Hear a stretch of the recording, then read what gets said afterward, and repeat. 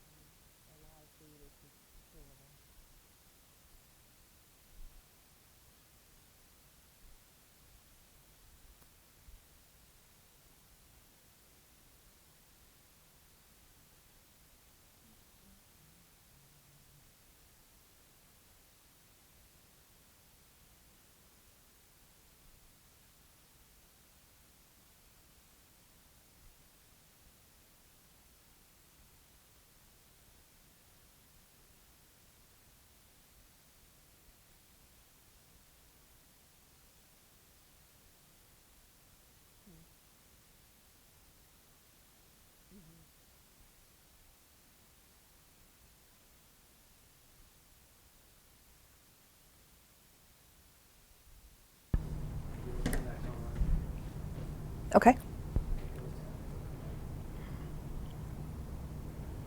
I can send a remind. Okay. Oh, we're back on.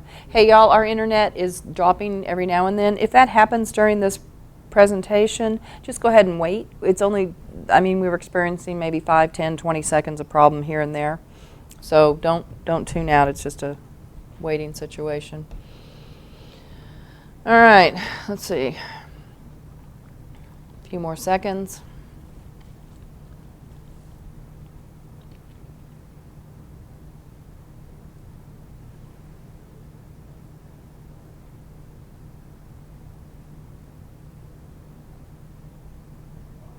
Okay, here we go.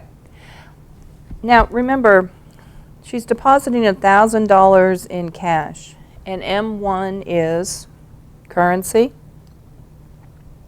coin, demand deposits. So what is the effect of her deposit on the money supply? There is no change at all, and your explanation is this right here. There's your explanation. M1 is currency, coin, and demand deposit. So all she did was take her currency and move it to demand deposit. She did not move out of the band of M1 to M2 or to M3. Now, you're saying, well, what is M2 and M3? It's a little bit beyond the scope of this class, because what they're going to ask you at this level is M1, currency, coin, demand deposits. M2 gets, Okay. M2 gets into savings accounts and time deposits, and M3 gets into precious metals, things.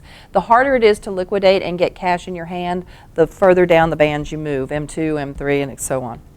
All right, but for our purposes, all we need to know is M1, currency, coin, demand deposit. She moved from currency to demand deposit. There is no change at all.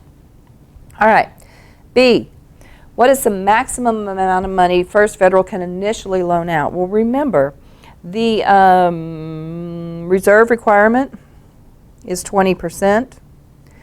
And right away, the very first thing you should be thinking at that point is, what is the money multiplier? How many times will 20 go into 100? And of course, the money multiplier is 5.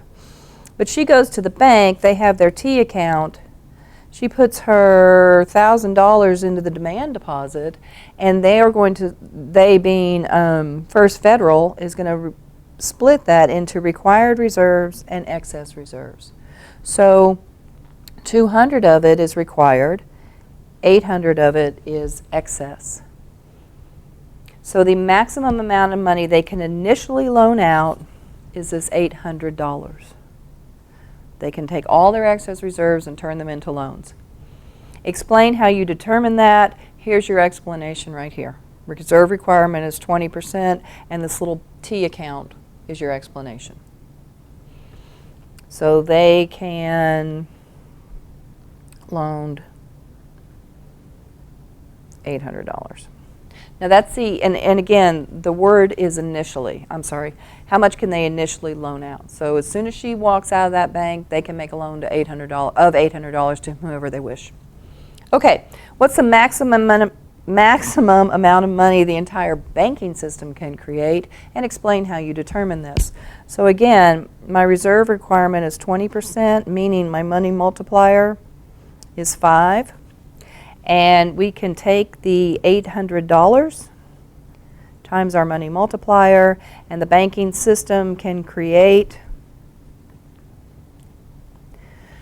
$4,000 worth of money by lending that out. How do you determine that? Right here and right here. There's your explanation. On this particular subject, economics, the less you write, the more your reader appreciates it. So just be short and sweet and to the point. They don't want to hear what you have to say about it. All they want to see is the mechanics behind how you came up with your answer. And remember, you can talk yourself out of an answer, so be careful. The more you write, the more likely you are to get boxed in. All right, D, give one reason why the money supply may not increase by the amount you identified in C. Well, there's lots of reasons, but let's just list, and you only have to list one. One of them is the bank, the initial bank, can decide not to lend.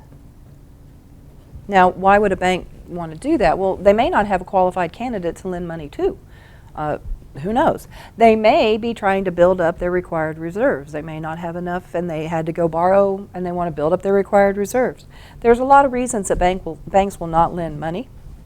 But if they decide not to lend the money, then there's no money going through the system. The other thing, and this doesn't happen very often, so it's not a very popular choice, but the Federal Reserve, excuse me, could have raised the reserve requirement. And if that's the case, then they're not going to be able to lend that money out. And again, that's a very rare thing that ever happens. Usually it's because the bank decided not to lend the money. Okay, fairly straightforward. Let's move on to the next one, which is going to be, bear with me just 1 minute, the 2004 free response question. Again, it was in your packet, and it starts out with the Federal Reserve buying. The Federal Reserve buys $5,000 in bonds from Clark Consulting Services. Clark Consulting Services then deposits the money in a checking account at First Generation Bank. As a result of the Fed's action, what's the change in the money supply?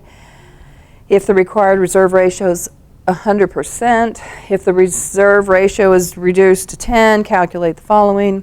Again, take 2 or 3, let's go 3 minutes on this one, and I know that seems like a lot of time not to have any conversation, but this one's going to take you a little more. Take about 3 minutes and just sketch out what you think the answers to this are.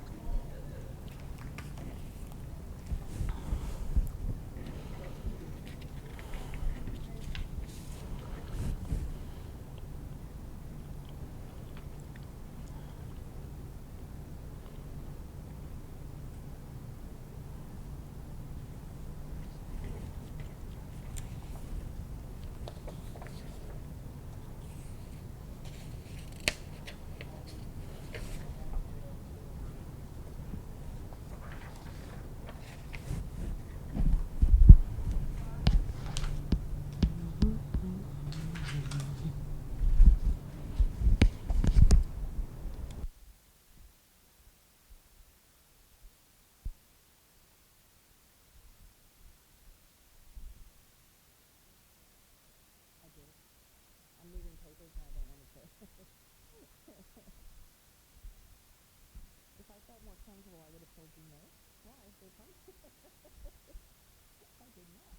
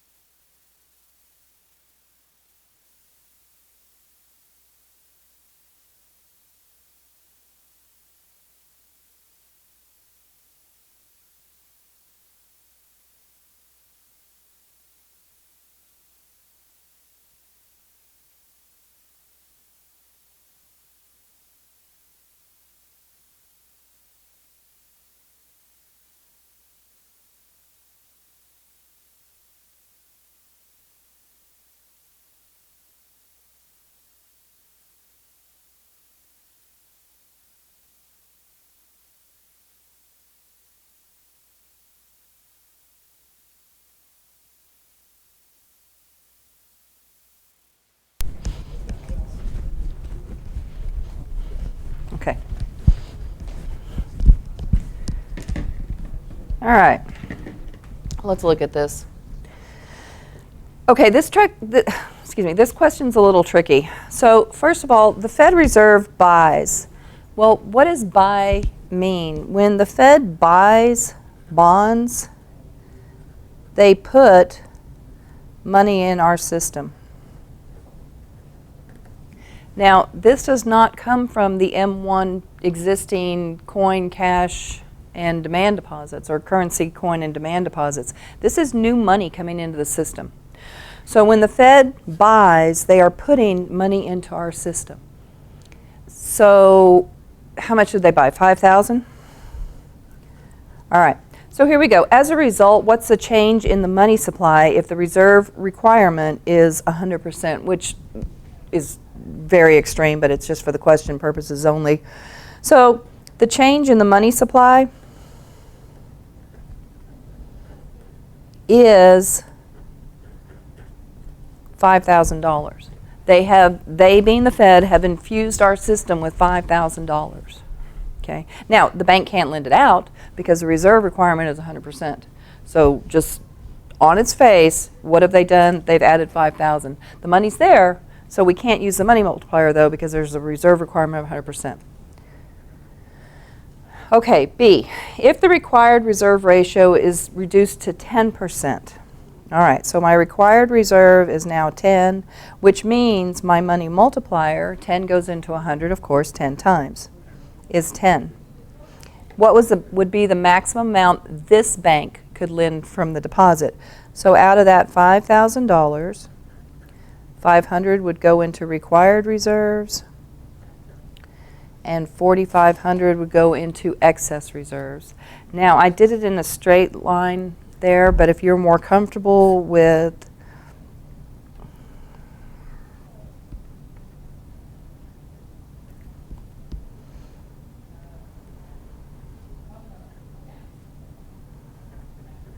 you can separate it with the T account. The only reason I didn't choose that right away is because I'm not sure they're putting this in a demand deposit. They could just be moving it from securities, and that gets a little more involved. But for this purpose, you can just pretend it's going into a demand deposit. So this bank could lend out $4,500, and the way you explain that, did it ask us? Oh, it doesn't even ask us to explain, so we're good. Now, Part B, II. The maximum increase in the total money supply from this purchase. So again, you have to be very careful here because when the Fed purchases bonds, right, when they are buying bonds, they are putting money into our system, brand new money. This isn't someone went to their safe and pulled out some cash. This wasn't someone went to their, backyard and dug up the coffee cans full of money. That money is already counted. This is new money. So what we have here is the $4,500 times the money multiplier. So $45,000, that's the new amount that could be created from the banks, plus the $5,000 that the Fed put in. So the change to our money supply is $50,000. The potential change to our money supply is $50,000. So again, be careful. If the Fed is putting money in, you have to add what they put in back into the money supply. If it's just Uncle Joe went to the safe and took out $5,000, you don't put that back in, it's already counted. All right. If the banks keep some of the deposits as some of the deposits as excess reserves, how will this influence a change in the money supply? Well, if they're not lending it, the money supply isn't growing. So all you're going to say, money supply will not increase by whatever percent is held by the bank. So the money supply will not increase by whatever percent is held by the bank. That's an easy one. And then finally, if the public decides to hold the money in form of currency rather than demand deposit. All right, so again, you should be thinking M1, coin, currency, demand deposit. So, if the public is going to hold this money in the form of currency rather than demand deposits, how will this influence a change in the money supply? Are we moving out of the M1 band? We're not. We're just moving in the M1 band. There will be no change in the money supply. Okay? And your reasoning there is just to draw out what M1 is, coin, currency, demand deposit. So you've gotten two very different looks at how they might ask these questions about the banks creating money. We're going to revisit this. There's going to be more of these questions. But for right now, we're going to take just a couple of notes about the Fed and their role in our economy. Hang on. Okay. So we have monetary policy. And I cannot impress upon you how important this is. This is controlled by the Fed. The Fed looks at our economy and says, do we need to expand the economy? If they need to expand the economy, what are they going to do? Well, they're going to put money in. They're going to put money into our economy. Well, how are they going to do that? One, by buying bonds. They will buy bonds from individuals, they'll buy bonds from banks, they'll buy bonds from investment companies, and as soon as they purchase those bonds, they give us cash. That cash can be lent out. So buying bonds is one of their big stimulus. I'm going to say stimulus package, but that's not at all what I mean. One of their stimulators. They can buy bonds, and that puts cash in the system right away. They could also lower the discount rate. Remember, the discount rate is what banks borrow from the Fed. If I need money overnight and no other avenues available, I call the Fed and borrow from them. That's the discount rate. Well, if they lower that rate, the Fed funds rate is going to fall also, which means banks can borrow from each other, freeing up money, putting more money in the circulation. And again, this is one that they don't use very often, but here's one they use. Lower the reserve requirement. And what that does is $1,000 that you put in the bank, instead of having to put 20% or $200, now let's say they lower the reserve requirement to 10, now they have another $100 that they can move through the system. All right. If there's more money in the system, what happens to the price of money? If we have a lot of it, what happens? Prices do what? The price of money starts going down. Now, let's say they want to contract our economy.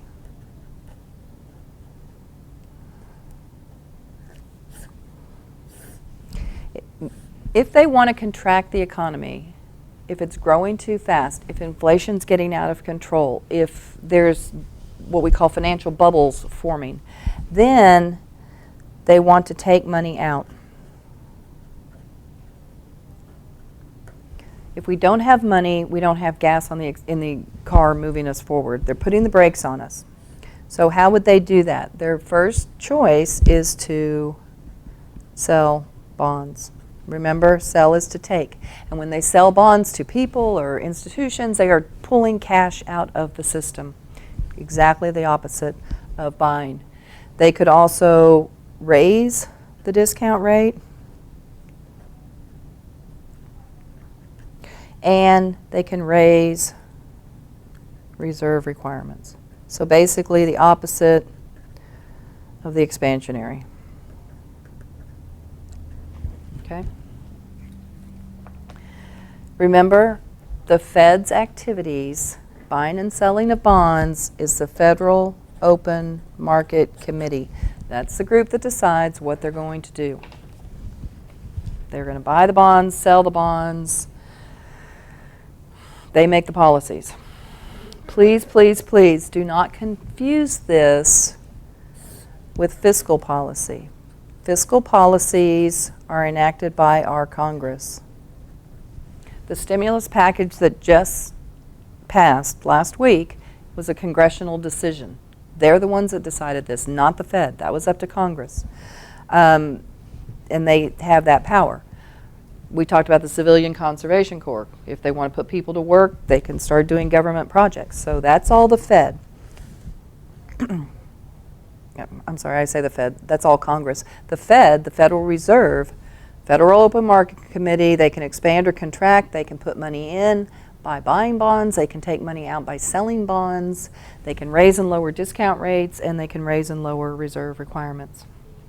Now, the Fed has a couple of other jobs. Let's just run through them quickly.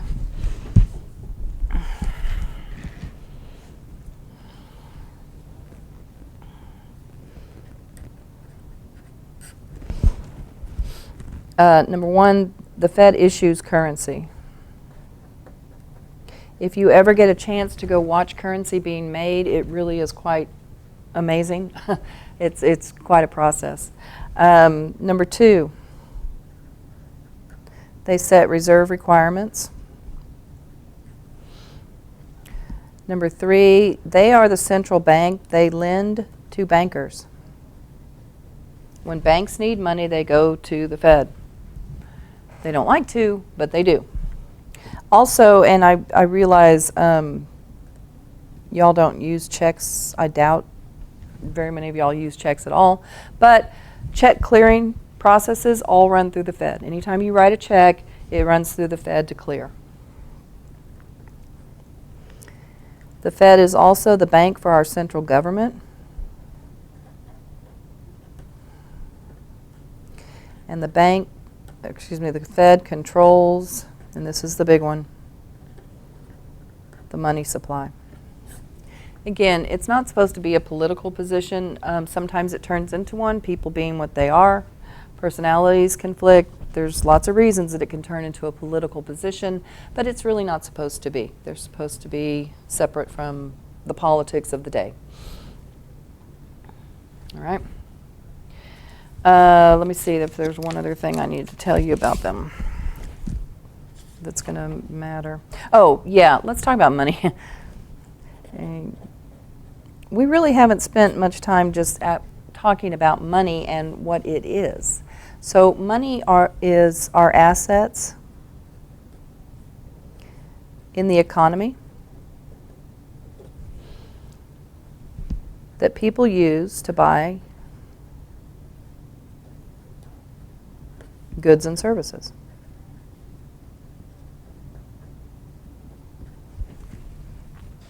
Assets in the economy that people use to buy goods and services. It hasn't always been cash. And some countries don't even use cash. Of course, they don't have it. They trade, if you would. They use precious metals. They use rocks. And I'm not making that up. I swear, it's true. All right, there's 3 functions of money.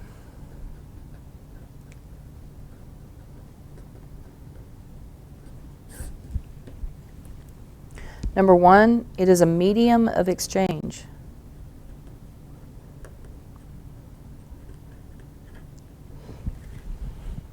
And we've talked about this before. We talked about back in the days of bartering. You have 1 cow and you need a loaf of bread. Well, you can't chop your cow into pieces and get that loaf of bread. You either have to trade the whole cow and find other things to buy, or you give away your whole cow for a loaf of bread.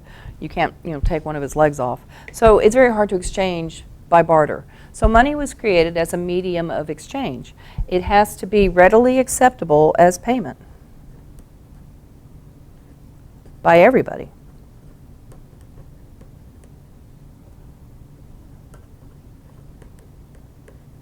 Just because your Pokemon cards are valuable to you doesn't mean you can use them to buy gas. It has to be readily acceptable as payment to everybody. Money also is a unit of account. I know if I have a $10 bill, I know exactly how much I have. And then finally, it has to be a store of value. Where is money think of a country right now where money is not a store of value. Well, we've talked about Zimbabwe, we've talked about Venezuela. They're using money as everything but money because it doesn't have any value. Their inflation's so out of control. So it has to be a medium of exchange, a unit of account, and a store of value. It also has to be liquid. You have to be able to exchange it easily. I can take my $100 bill anywhere and get change for it. I cannot take a gold bar, a 2-ounce gold bar, and get change for that. That's going to be very difficult. Although you can use gold as money in some countries. All right, types of money.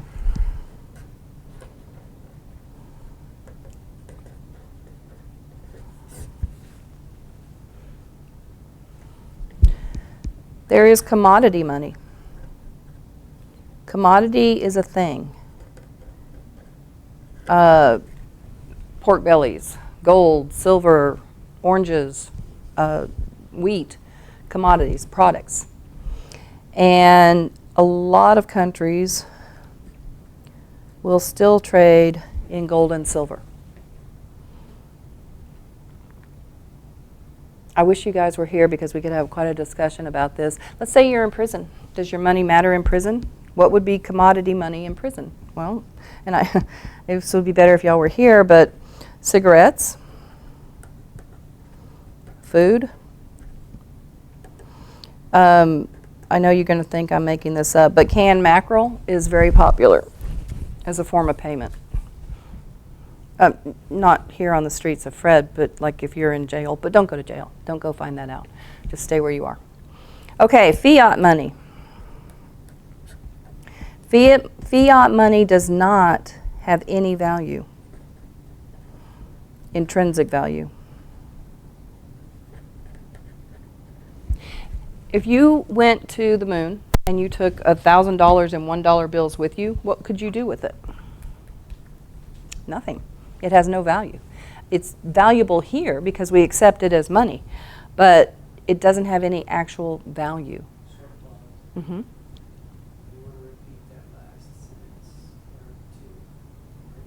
Okay, so I'm not sure where we dropped off, but fiat money doesn't have any intrinsic value. So again, if you, let's say you go to the moon and you take $1,000 in cash with you, what are you going to do with it up there? Nothing. There's nothing. I mean, I don't even think you could burn it. There's nothing you could do with it.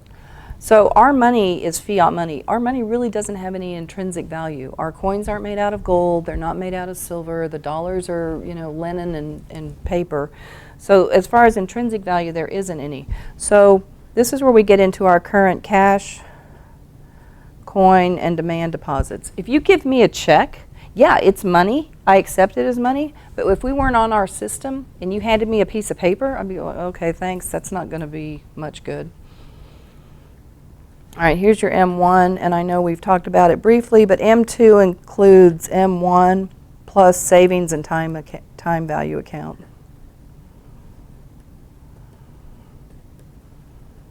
Some of the banks you can put your money in, but you can't get it out for a certain number of days, predetermined, and that's your savings account. Why would that be? Because the bank has lent that money out. They've definitely lent that out. They don't have it, and they're going to have to go get it because it doesn't count like a demand deposit where they have the reserve requirements. Okay? So our money is fiat money. It is not commodity money. And that's what we trade in. I think we have enough time to get one more free response question in. So let's do, bear with me just one second.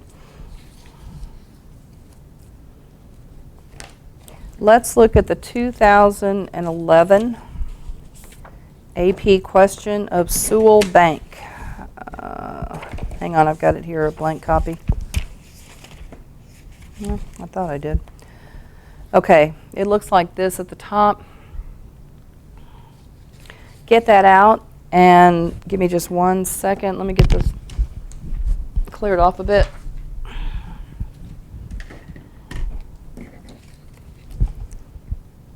Okay, Sewell Bank has the following simplified balance sheet.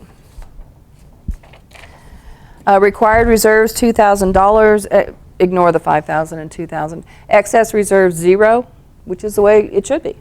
Customer loans $8,000. So they took the excess reserves that they had and they lent it out, and there it is in customer loans. Government securities and buildings and fixtures. Demand deposits $10,000. Owner's equity $10,000. Based on their balance sheet, calculate the required reserve ratio. B, suppose that the Fed purchases $5,000 worth of bonds, so if they are buying, they are putting money in the system. Sewell's Bank, what's the change? Calculate the maximum amount the money supply can change as a result of the purchase by the Fed. When the Fed purchases bonds, what happens to the price of bonds? And suppose instead of the purchase of bonds, an individual deposits $5,000. Again, let's take about 3 minutes and answer those questions, and I'll be back in just a moment with the answers.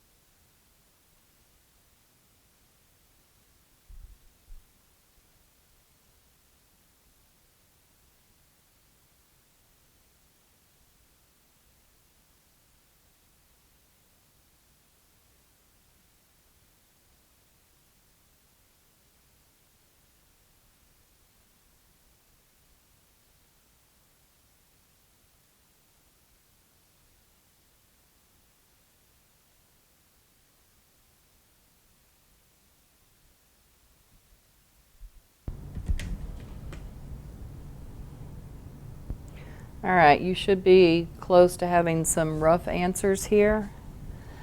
Let's see how we're doing.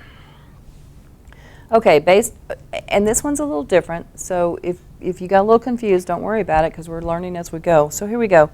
Based on the balance sheet, calculate the required reserve. Well, that part's fairly easy. So I know they have $2,000 in required reserves and their demand deposits are $10,000. So clearly the requirement reserve is 20%. And again, think real quick, what's my money multiplier? 20 goes into 105 times, the money multiplier is 5. Those two things go together all the time. Okay, any questions? All right. Number 2, suppose the Federal Reserve, hang on. I looked through all, Bethany Krinwagi, I looked through all the emails you sent us and I can't find that assignment. Okay. Bethany, I will resend it to you. Just take the notes right now and then I'll send it again. And then if you have questions after you get it, we can go back from there. I think on y'all's paper, it may, see if you have, do you have this? Take a look at your notes, see if you have this one. I may have put it in this format instead of the format I'm using.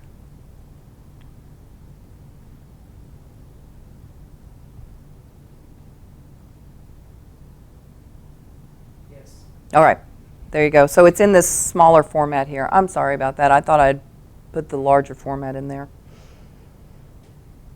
Okay. So at least you've got a framework that you can go back and answer these with.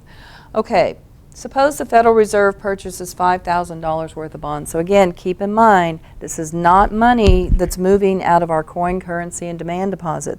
The Fed is buying, which means they are putting money in our system. And when they put money in our system, our money supply increases.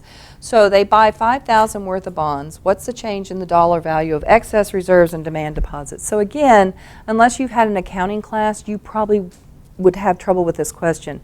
But right here, you'll see it says government securities bonds. So Sewell is holding $7,000 worth of bonds, and the government has bought them from them. The Fed has bought them. So what's going to happen is this $7,000 is going to adjust to $2,000 because they're selling $5,000 worth of their assets, and now their excess reserves are going to increase $5,000. All they're doing is moving on the left side of the balance sheet. They're not affecting the right side of the balance sheet. So now they've got required reserves of $2,000. Excess reserves of $5,000, loans of $8,000, government securities of $2,000, and buildings and fixtures of $3,000. They still add up to $20,000 on the left-hand side. And on the right-hand side, the demand deposits are still $10,000, and the owner's equity is still $10,000, giving them $20,000. So all they've done is shift money from the securities into the excess reserves. Well, why does that help? Because they can lend out the excess reserves. And that's exactly what they're going to do. So the change in excess reserves is plus $5,000. The change in demand deposits is 0. There is no change in the demand deposit. They're not going to take that money and then demand deposit it. And that's why when we did that question earlier and I said, you know, we're kind of used to using the T format and I did it all on the left side, that's what we were kind of alluding to here. Okay, calculate the maximum amount of money, the maximum amount the money supply can change as a result of this $5,000 purchase. Well, again, we now have $5,000 we can lend out. Woohoo! So the money supply times my money multiplier of 5 can increase $25,000. And does it ask us to explain that? Nope, just calculate. That's all you have to do. D. When the Fed purchases bonds, what happens to the price of bonds? So let's think about this for just a minute. We have interest, quantity of loanable funds, demand of loanable funds, supply of loanable funds. I'm sorry, I'm not on the screen. We have an equilibrium quantity and an equilibrium interest. So what is going to happen when the Fed buys bonds? They're putting money into our system, giving us more money to lend out. My supply curve is going to shift out. My quantity is going to increase, the quantity of loanable funds, which means my interest rates are going to fall. Go back to your teeter-totter. Interest rates, prices. If interest rates are falling, prices are rising. And there's your answer to your question right there. When the Federal Reserve purchases bonds, what happens to the price of bonds in the open market? The prices increase, and there's your justification right there. All right. It all ties together. E. Whoops. Suppose that instead of the purchase of bonds by the Fed, an individual deposits $5,000 of cash into her checking account.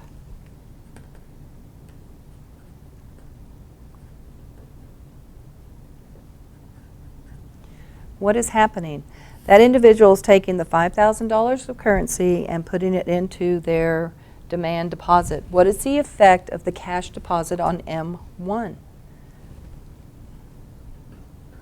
There is no change at all. We are not moving out of the band of M1.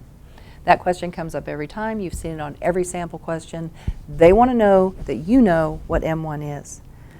Okay, you guys, that's all we have time for today. I'm probably going to send another packet of blank sheets just to make sure I'm covering bases. So if they're redundant, forgive me and just don't print them off. And I will see you tomorrow.